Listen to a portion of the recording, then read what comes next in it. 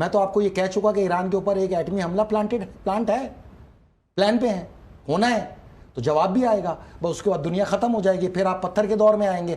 आप पत्थर के दौर में 2030 के बाद ट्रैवल करेंगे, चाहे आसमान से अजाब आके गिरे या ईरान से जाके लड़े।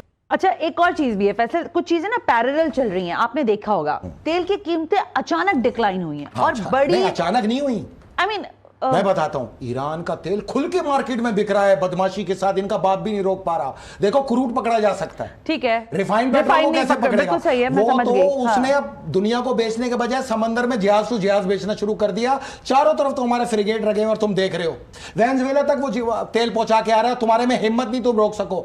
ईरान ही इनकी बदमाशी का तोड़ है। अगर ईरान ने और खुल के बेचा तो ये $20 पर बैरल पे ये कीमतें आने वाली हैं। अब 54 बैरल अभी आज की $54 फ्राइडे, सही 280 डिवाइडेड बाय 170। देखो जब रिफाइन हो जाता है तो 170 पे आ जाता है लीटर पे। अगर क्रूड होता है तो 159 पे होता है। तो उस हिसाब से 88 रुपए लीटर पेट्रोल की कीमत है। अच्छा, अब इसमें 25 रुपए ड्यूटी लगा लो, 113 रुपए, 65 रुपए लेवी लगा लो। अल्लाह वास्ते की जो बदमाशी इन ठगों ने लगाई हुई है, जो ठग ला के हमारे सर पे चढ़ा दी है ना, ये पीपल पार्टी और नून लीग, ये ठग, ये नियाजी से भी बड़े ठग हैं। नियाजी इनके आगे छोटा बच्चा ये बता दें, फिर उनको बता। आज कीमत होनी चाहिए 178 रुपए, 178। बाकी जितना पैसा है इनकी जेबों में। भाई तुम्हारा भाई है, तुम्हारा सब कुछ है, आका है तुम्हारा, फैसिलिटेट तो सारा इंडिया को करता है, वहां तो तुम्हें याद ही नहीं रखता, शर्म से डूब के मरते हो। $400 अरब की सरमायाकारी की है और तुम्हारे को $4 अरब नहीं है, का इस्तेमाल भी नहीं करना, सूद भी दो।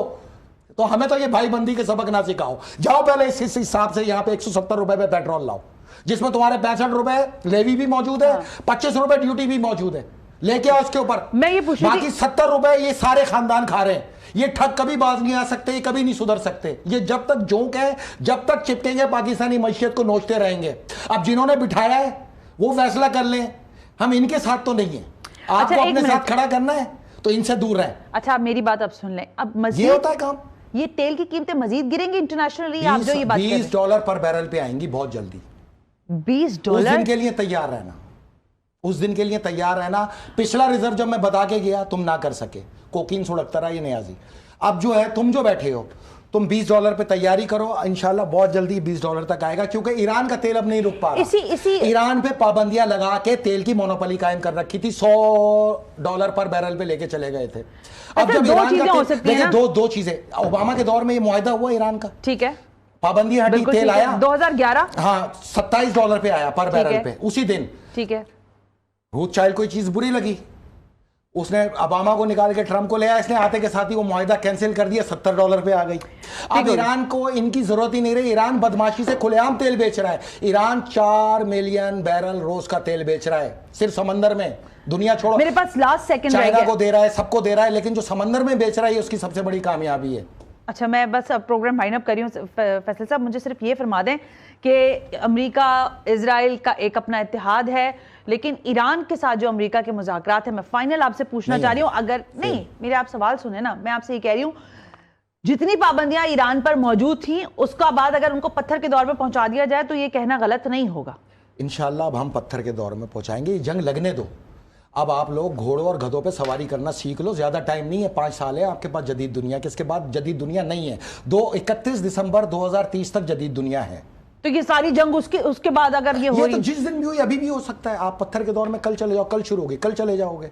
इसी जंग के ऊपर डिपेंड कर रहा है सब कुछ, और ये होनी है। अगर न्यूक्लियर वॉर में, तब आप न्यूक्लियर वॉर की तरफ इशारा करें। जो भी जंग है आखिर में वहीं पे जाएगी ना। न्यूक्लियर से भी ज्यादा पावरफुल हथियार आ चुके हैं। खला से लड़ी जाएगी, नीचे जमीन से लड़ी जाएगी, आसमान से लड़ी जाएगी। मैं तो आपको ये कह चुका कि ईरान के ऊपर एक एटमी हमला प्लांट है, प्लान पे है, होना है, तो जवाब भी आएगा। बस उसके बाद दुनिया खत्म हो जाएगी, फिर आप पत्थर के दौर में आएंगे।